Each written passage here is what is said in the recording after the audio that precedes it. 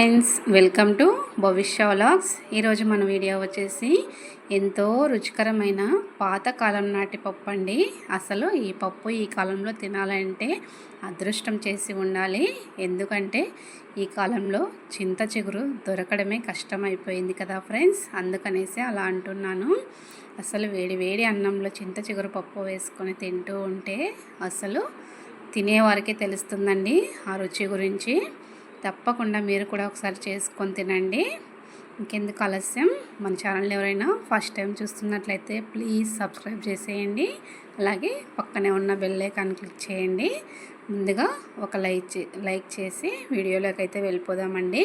ఇక్కడ ఒక కప్పు కందిపప్పుని శుభ్రంగా కడుక్కొని తీసుకుంటున్నాను. అలాగే మనం తీసుకునే చింత చిగురును కూడా శుభ్రంగా కడుక్కోవాలి. ఏమైనా దుమ్ములాగా ఉంటే వెళ్ళిపోతుంది. ఇలా పక్కకు తీసుకున్న తర్వాత ఇప్పుడు ఇందులోకి కొద్దిగా గల్జేరాకును కూడా వేసుకుంటున్నానండి. దీన్ని గంజిరాకు అని అంటారు. దీని అనేది చాలా శుభ్రంగా కడుక్కోవాలి. ఎందుకంటే దీంట్లో మన్ను అనేది ఉంటుంది. శుభ్రంగా రెండింటిని కడుక్కున్న తర్వాత ఇప్పుడు కుక్కర్లో పెట్టేసుకుందాము. ఒక్కసారి తిని చూడండి, చాలా అంటే చాలా బాగుంటుందండి. పాతకాలంలో మన అమ్మమ్మల టేస్టు చాలా అంటే చాలా బాగుండేది. ఇలాగే చేసేవారు. ఇప్పుడు అలాగే నేను కూడా చేసి చూపిస్తున్నాను. ఇప్పుడు దీనంతా కూడా మనము పప్పు తీసుకున్నాం కదా, ఇప్పుడు కుక్కర్లో వేసేసుకుందాము ఒక్కొక్కటిగా. ఇప్పుడు 2 ఆకులను కూడా కుక్కర్లో పెట్టేసుకుందాము. ఇప్పుడు ఇందులోనే ఒక ఉల్లిపాయని ఇలా ముక్కలుగా కట్ చేసుకొని వేసుకుంటున్నాను. అలాగే కొద్దిగా పసుపు, ఉప్పును కూడా వేసుకొని పెట్టేసుకుందాము. ఇది రైస్లోకి ముద్దలేకి చాలా అంటే చాలా బాగుంటుందండి. ఇలా చేసుకొని మన పెద్ద కాలంలో అయితే అప్పట్లో ఒక 2 రోజులైనా కూడా తినేవారండి. ఇది అస్సలు చెడిపోయేది కాదు. గాలికి పెట్టేసుకొని తినేవారు. అప్పట్లో ఫ్రిడ్జులు లేవు కాబట్టి. ఇప్పుడు ఎండుమిర్చినంతా కూడా గ్రైండ్ చేసుకుందాము. మనకి పప్పులోకి పచ్చిమిర్చి అయినా వేసుకోవచ్చు. ఇలా ఎండుమిర్చిని వేసుకోవడం వల్ల టేస్ట్ ఇంకా బాగుంటుంది. కారానికి తగినంత ఎండుమిర్చిని తీసుకొని ఇలా కచ్చాపచ్చాగా గ్రైండ్ చేసుకోవాలి. ఇప్పుడు దీనంతా కూడా ఇందులో వేసేసుకొని కొద్దిగా వెల్లుల్లి రెబ్బలను కూడా వేసుకొని మూత పెట్టేసుకుందాం ఫ్రెండ్స్.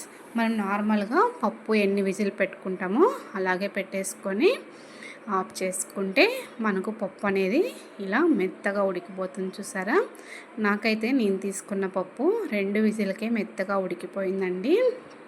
చూస్తారు కదా. ఇప్పుడు దీనంతా కూడా ఇందులో వాటర్ అంతా సపరేట్ చేసేసుకొని మెత్తగా మెదుపుకోవాలి.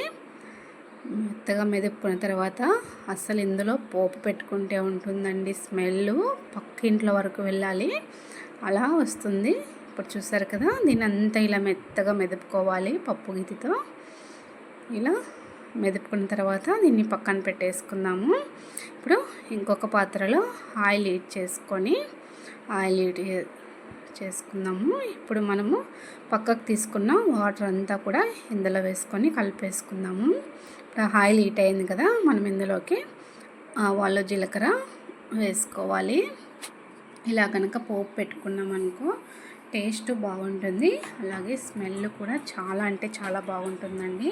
ఇప్పుడు ఆవాలు జీలకర్ర వేసుకున్న తర్వాత మనము ఉల్లిపాయలు, ఎండుమిర్చి, కరివేపాకు, అలాగే ఒక 2-3 దంచి పెట్టుకున్న వెల్లుల్లి రెబ్బలను కూడా వేసుకోవాలి. వీటన్నింటినీ కూడా బాగా ఫ్రై చేసుకోవాలి.